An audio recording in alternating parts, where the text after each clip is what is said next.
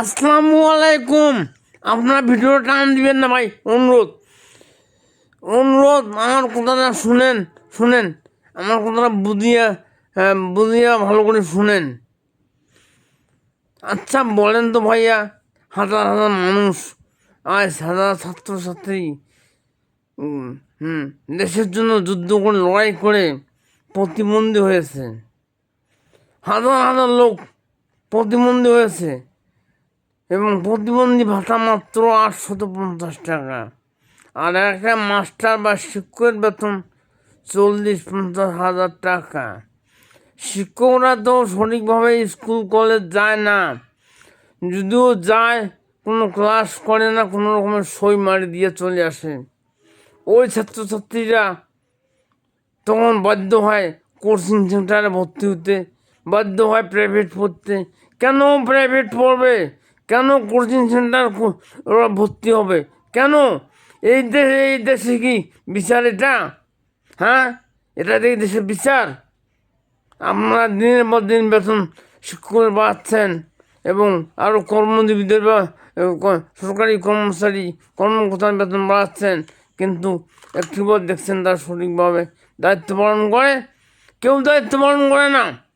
যদি শিক্ষকরা দায়িত্ব পালন করতো তাহলে অবশ্যই ছাত্রছাত্রীদেরকে প্রাইভেট পড়া লাগতো না, কোচিং সেন্টার পড়া লাগতো না। বিষয়টা বুঝেন। আমার মূল উদ্দেশ্যটা হচ্ছে যে, যেমন ঢাকা শহরে একবার রানা প্লাজার গার্মেন্টস দামে গিয়ে ধসে গিয়ে হাজার হাজার লোকের হাত পা কেটে তারা পঙ্গু হয়েছেন, প্রতিবন্ধী হয়েছেন।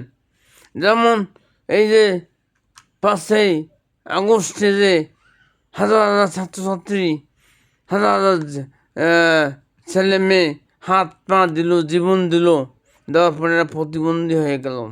এদের কি বেতন বাড়বে না? এদের কি প্রতিবন্ধী ভাতা মাত্র 850 টাকা দেয়?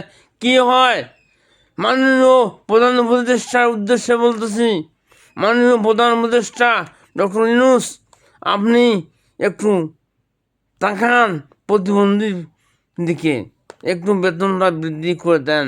850 কিচ্ছু হয় না, কিচ্ছু হয় না। এই দেশে প্রতিটি দ্রব্যমূল্যের দাম বেশি, আর আপনি শুধু সরকারি চাকরিজীবী বেতন বাড়াচ্ছেন, প্রতিবন্ধী ভাতা ঠিকমতো পাচ্ছে না। এবং আপনি মাসে মাসে দিতে তাও তো হতো, মাসে মতো দেন না, দেন 3 মাস 6 মাস 5 মাস পরে একবার। বলেন এটা কি ঠিক? বলেন আপনারা। আমি চাচ্ছি যে আপনারা সবাই শেয়ার করেন ভিডিওটি, সবাই শেয়ার করবেন, কমেন্ট করবেন, লাইক করবেন, যেন মাননীয় প্রধান উপদেষ্টার কাছে এই বিষয়টি তার সেজন দেখতে পায় এবং বুঝতে পারে। কারণ এই দেশের জন্য অনেক ছাত্র, লক্ষ লক্ষ ছাত্র পঙ্গু হয়ে গেছে, প্রতিবন্ধী হয়ে গেছে। কেন আপনারা লাইক কমেন্ট করবেন না, কেন শেয়ার করবেন না বিষয়টা, কেন করবেন না? আপনারা অবশ্যই করবেন।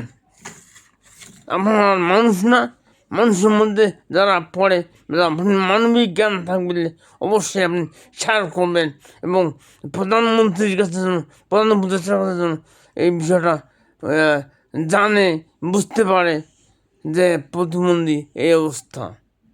আমি আর বেশি কিছু বলতে চাই না। আমার আপনাদের সবাই কাছে, দেশ ও বিদেশ প্রবাসী ভাই বোন সবাই যারা অশ্লীলভাবে ফেসবুকে বেহাভাবে নির্লজ্জভাবে ফেসবুকে অভিনয় করতেছেন উলঙ্গ করে, এগুলো বন্ধ করেন। এই দেশটা হচ্ছে মুসলিম কান্ট্রি দেশ, বাংলাদেশ, সোনার বাংলাদেশ। এই বাংলাদেশে এই অবৈধ